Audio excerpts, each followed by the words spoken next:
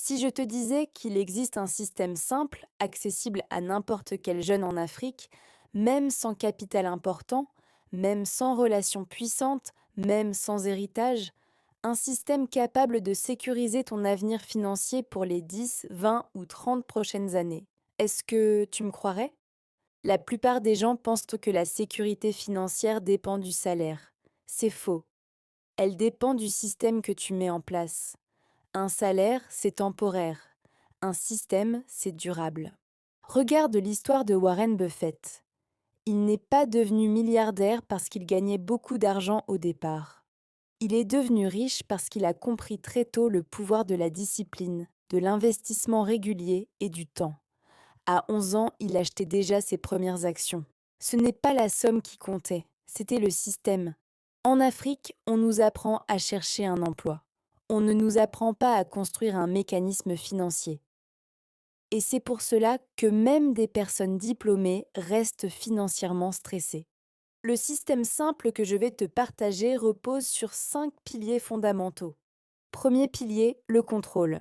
Si tu ne contrôles pas ton argent contrôlera ta vie. La majorité des jeunes ne savent pas combien ils dépensent par mois. Ils vivent normalement dans le flou financier. Le simple fait d'écrire tes dépenses change ton cerveau. Tu passes du mode survie au mode stratégie. Deuxième pilier, l'écart financier. La richesse ne commence pas avec un gros revenu. Elle commence avec un écart positif entre ce que tu gagnes et ce que tu dépenses. Même si tu gagnes 50 000 FCFA par mois, si tu dépenses 49 000 FCFA, tu es en danger.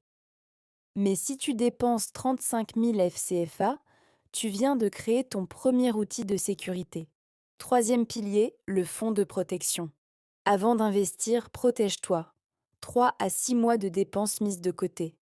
Ce n'est pas glamour, ce n'est pas spectaculaire, mais c'est ce qui empêche une urgence médicale, une perte d'emploi ou un problème familial de détruire ton avenir. Pendant la crise financière de 2008, beaucoup d'entreprises se sont effondrées. Pourtant, des entrepreneurs comme Elon Musk ont survécu parce qu'ils comprenaient la gestion du risque et la résilience financière. La différence entre ceux qui tombent et ceux qui tiennent, c'est la préparation.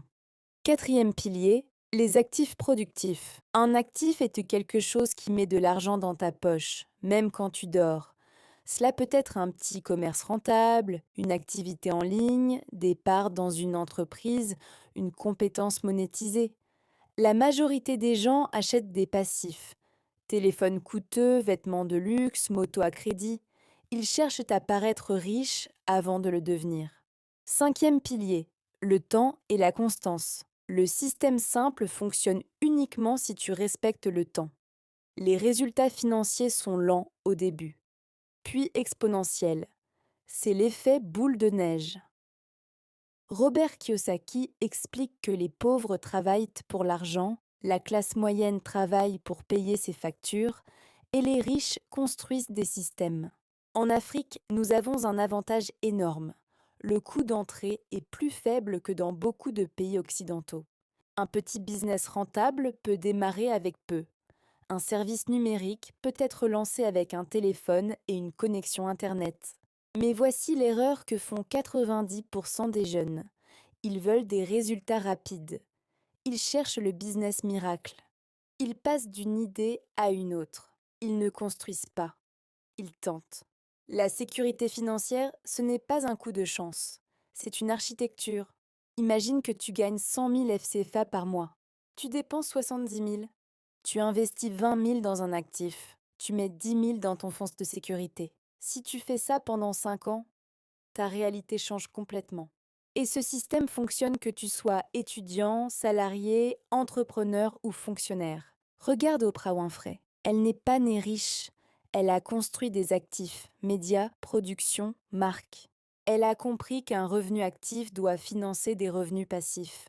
Le vrai problème n'est pas le manque d'argent, c'est le manque de structure. Tu dois te poser 4 questions aujourd'hui. Combien je gagne réellement? Combien je dépense réellement? Combien j'investis réellement? Combien d'actifs je possède? Si la réponse à la dernière question est zéro, alors tu travailles encore pour survivre. Le système simple pour sécuriser ton avenir financier peut se résumer ainsi. Gagner, contrôler, protéger, investir, répéter. Et répéter pendant des années. La liberté financière en Afrique n'est pas un mythe, elle est accessible. Mais elle exige discipline et vision long terme. Ceux qui deviennent libres financièrement ne sont pas forcément les plus intelligents, ce sont les plus constants. Si tu mets en place ce système aujourd'hui, dans 10 ans, tu remercieras la version actuelle de toi-même. Ne cherche pas à impressionner, cherche à sécuriser. Ton avenir financier ne dépend pas du gouvernement. Il dépend du système que tu décides de construire.